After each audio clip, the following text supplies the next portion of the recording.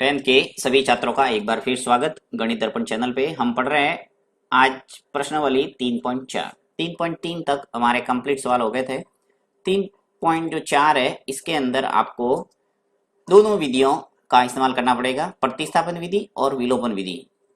वैसे आपने प्रतिस्थापन विधि अच्छे ढंग से समझ ली है, आपको समझने में दिक्कत नहीं आएगी। नेक्स्ट जो विधि आपको समझना है वो है विलोपन विधि। देखिए पहला प्रश्न क्या है कि निम्न समीकरणों के युग्म को विलोपन विधि तथा प्रतिस्थापन विधि से हल कीजिए और कौन सी विधि अधिक उपयुक्त है। आपके एग्जाम के अंदर एक ही विधि पूछी जाएगी आपको, परंतु यहाँ पे प्रैक्टिस के लिए आपको दोनों विधि का इस्तेमाल करना है और आपको साथ ही यहाँ चुनाव कर सकते हो कि कौन सी विधि आपको बेस्ट लगती है और उस विधि का आप एग्जाम के अंदर प्रयोग कर सकते हैं। यदि सीधा प्रश्न पूछ लिया जाता है कि निम्न रेखिक समीकरण युग्मों को हल कीजिए, तो हल करने का अगर आता है तो आप किसी भी विधि का इस्तेमाल कर सकते हैं। चाहे तो प्रतिस्थापन विधि कर दो, चाहो तो विलोपन विधि करो, या चाहो तो वज्र गुणन विधि, जो कि हम नेक्स्ट पढ़ेंगे। बीजगणित विधि के अंदर टोटल 3 विधियां हैं। तो प्रतिस्थापन विधि हमारे कंप्लीट हो गई थी, आज हम देख रहे हैं विलोपन विधि। ठीक है, वैसे मैं दोनों विधियों का यहाँ आपको वापस बताऊंगा ताकि आपको अगर प्रतिस्थापन विधि में किसी प्रकार की कोई समस्या है तो वो यहाँ क्लियर हो जाएगी। तो लेता हूं मैं यहाँ को इसको फर्स्ट प्रश्न को नेक्स्ट पेज पे और इसको सॉल्व करते हैं। ये मैंने पहला प्रश्न ले लिया है कि निम्न समीकरणों के युग्म को विलोपन विधि तथा प्रतिस्थापन विधि से हल कीजिए और कौन सी विधि अधिक उपयुक्त है। पहला प्रश्न देखते हैं। सबसे पहले मैं आपको विलोपन विधि बता देता हूं ताकि आपको नई विधि से एक बार परिचय हो जाए कि क्या है ये विलोपन विधि। यहाँ लिखता हूं विलोपन विधि। विलोपन विधि और विलोपन विधि में इसके भी नाम से स्पष्ट है कि विलोप करना यानी एक पद को हटाना। अब हटाने के लिए पद को जोड़ेंगे या घटाएंगे, देखिए कैसे। विलोपन विधि लेता हूं पहला प्रश्न। फर्स्ट प्रश्न के अंदर आपको दे रखा है x+y बराबर 5। ठीक है, और दूसरा जो समीकरण है 2x माइनस 3y बराबर 4। तो 2x माइनस 3y बराबर 4, ये आपको समीकरण दे रखे हैं। अब इनका नाम दे देंगे, समीकरण नंबर 1 और समीकरण नंबर 2। सीधे जो भी समीकरण दे रखे हैं उनका नाम दे दो, समीकरण नंबर 1 और समीकरण नंबर 2। ये काम हम प्रतिस्थापन विधि में भी करते थे। अब आपको क्या करना है कि समीकरण 1 और 2 को ध्यान से देखना है। अब इनको देखने पर आपको ये जो चर दिख रहा है, ये तो x है, यहाँ पे y है, यहाँ पे x और y। इस x का गुणांक यहाँ पे तो है 1, जहाँ पे गुणांक कोई नजर नहीं है वो क्या होगा 1। गुणांक के बारे में आप अच्छे ढंग से समझते होंगे, जिसके आगे जो संख्या होती है गुणा में वो उसको कहते हैं गुणांक। y के आगे कुछ नहीं है तो इसका गुणांक भी क्या है 1। अब देखिए यहाँ पे नीचे वाला जो समीकरण है इसके अंदर x का गुणांक 2 है, यहाँ पे x का गुणांक है वो 3 है। ठीक है, आपको क्या करना है कि समीकरण में दोनों समीकरण है उनके गुणांकों को समान करना है। तो समान करने के लिए क्या कर सकते हैं हम, इस समीकरण फर्स्ट को गुणा कर सकते हैं 3 से, तो हमारे हो जाएगा इस y का गुणांक समान हो जाएगा। देखिए यहाँ पे इस y का गुणांक 3 से होगा तो क्या आ जाएगा 3y। और यदि x का गुणांक समान करना है तो आप 2 से गुणा कर दो, यहाँ पे 2 से गुणा करेंगे तो आपके x का गुणांक समान हो जाएगा। अब मैं यहाँ पे y का गुणांक समान करता हूँ, जिससे हमारे जोड़ने का काम हो जाएगा और जोड़ेंगे तो ये हट जाएगा। देखिए कैसे आगे बढ़ेंगे वैसे आपको समझ में आएगा। तो इसको मैं यहाँ से हटा देता हूँ और लिखता हूँ कि समीकरण 1 को 3 से गुणा करने पर, समीकरण जो 1 है इसको हम किससे गुणा कर रहे हैं 3 से। तो देखिए 3 से गुणा करेंगे तो क्या चेंजिंग आएगा, x का गुणा 3 से करो तो आ जाएगा 3x। फिर प्लस है तो प्लस का प्लस लिखो, इस y का गुणा 3 से होगा तो क्या आ जाएगा 3y। बराबर की जगह बराबर लिखो, 3 का गुणा 5 से करो तो कितना हुआ 5 तिया 15। कुल मिला के इस पूरे जितने भी पद है 3 पद है 1 2 और 3, इन तीनों के साथ में 3 का गुणा करना है। 3 का गुणा कर दिया तो ये आ गया हमारे पास एक नया समीकरण, इसका नाम देना है आपको समीकरण नंबर 3। ठीक है, अब आपको क्या करना है कि ये जो समीकरण 2 के साथ में समीकरण 3 को अगर जोड़ेंगे तो आपके एक पद है वो गायब हो जाएगा। कैसे, देखिए यहाँ पे लिखता हूं कि समीकरण 3 को 3 व 2 को जोड़ने पर, ये लिख दो सीधा कि समीकरण 3 तथा समीकरण 2 को जोड़ने पर,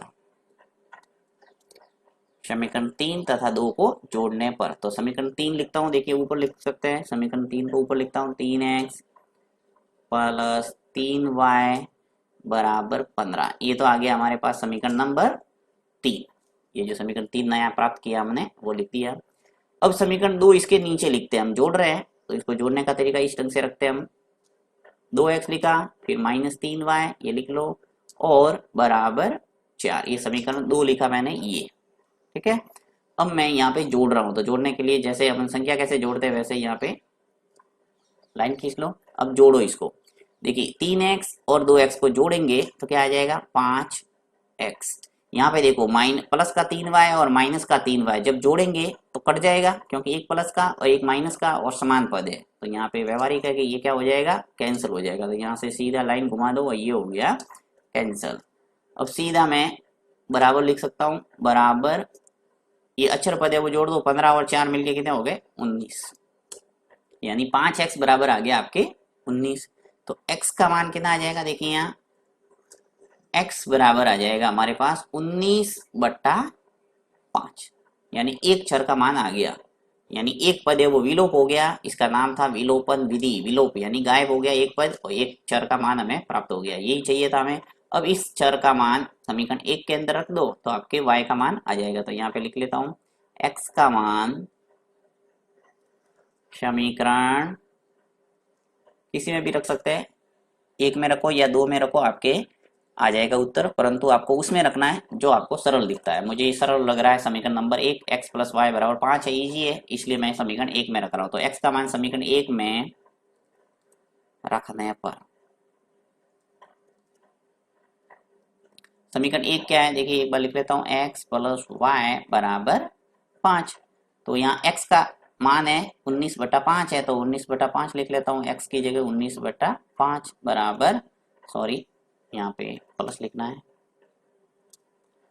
प्लस y बराबर 5। अब मुझे y का मान लाना है तो क्या करना पड़ेगा, y बराबर ये देखिए 5 ये लिखा मैंने, और ये 19/5 है वो पक्षांतर हो गया, इधर जाएगा तो हो जाएगा -19/5। अब लसा पर लेके इसको सरल करेंगे, तो देखिए इसके नीचे कुछ नहीं है तो आप 1 लगा सकते हैं समझने के लिए। नीचे एलसीएम आ जाएगा 1 और 5 का 5, इसको हल करो, 1 का भाग दो 5 में 5 और 5 का गुणा 5 से करेंगे तो क्या आ जाएगा 25, माइनस 5 का भाग दो 5 में 1, 1 का गुणा 19 से करेंगे तो क्या आ जाएगा 19। तो इस ढंग से आपके यहाँ पे लिख लेता हूं मैं,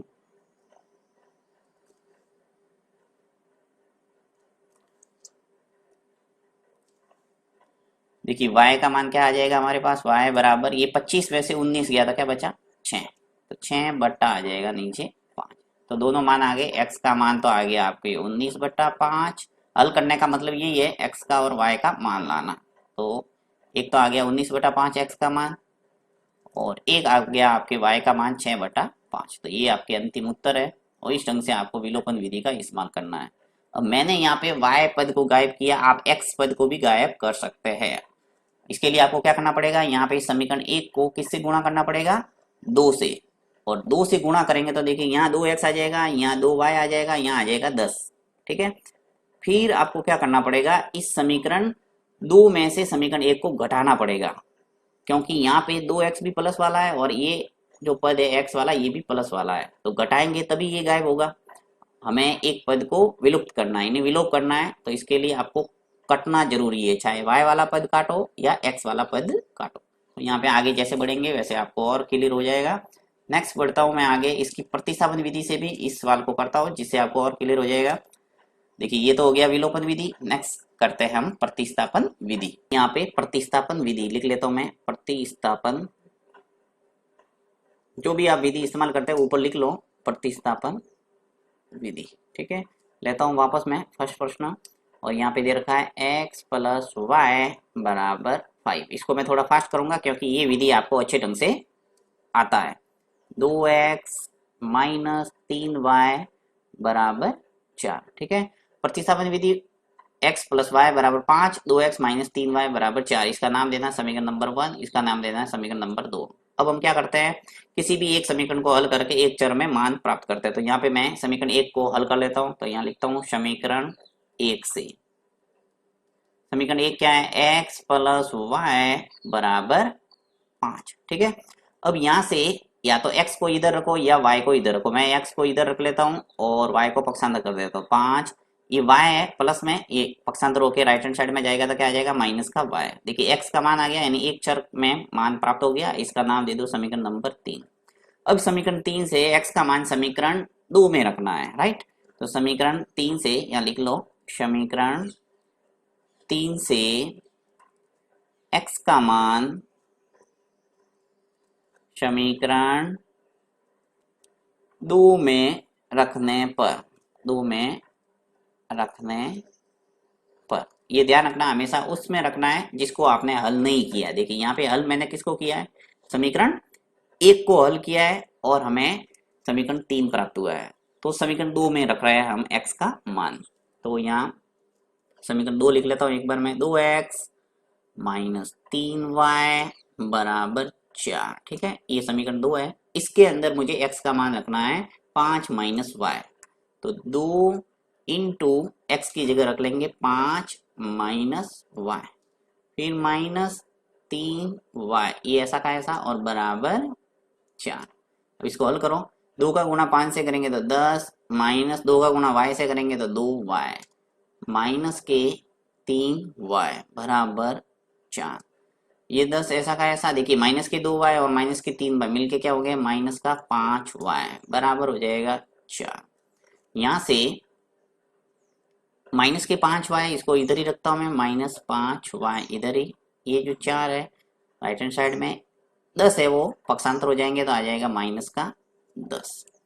माइनस 5y बराबर 4 माइनस 10 करना, तो 4 में से 10 गए तो क्या बचा, माइनस का 6। अब दोनों साइड में अगर माइनस है तो हटा दो एक साथ, और y का मान हमारे आ जाएगा 6/5, यानी एक मान आपके प्राप्त हो गया, y का मान 6/5। अब ये y का मान 6/5 आप समीकरण 1 में रख लो जिससे आपके आ जाएगा, या 3 में रख लो जिससे आ जाएगा आपके x का मान। तो यहाँ लिख लेता हूं, y का मान समीकरण 3 में रखने पर, समीकरण 3 क्या है मेरे पास, x बराबर 5 माइनस वाई। तो x बराबर 5, y का मान क्या है 6/5, तो आ जाएगा 6/5। और लसापा लेके इसको सरल करेंगे तो आपके आ जाएगा, देखिए क्या भाई यहाँ कर लेता हूं मैं, x बराबर आ जाएगा,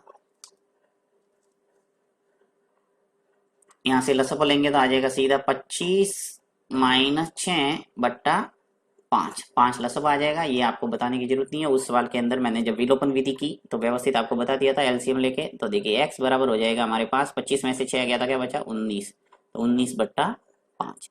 यानी इस ढंग से x का मान और y का मान आप प्राप्त कर सकते हैं। x का मान आ गया आपके 19/5 और y का मान आ गया 6/5। तो ये उत्तर है एक, तो एक उत्तर ये आ गया। तो आप प्रत्येक सवाल में विलोपन विधि और प्रतिस्थापन विधि, इन दोनों का इस्तेमाल करते हुए प्रत्येक सवाल को करना है। यदि कोई समस्या आती है तो आप कमेंट बॉक्स में लिख सकते हैं। इसी प्रकार से आपको सभी सवाल करने हैं, पहले के जो भी सवाल दे रखे हैं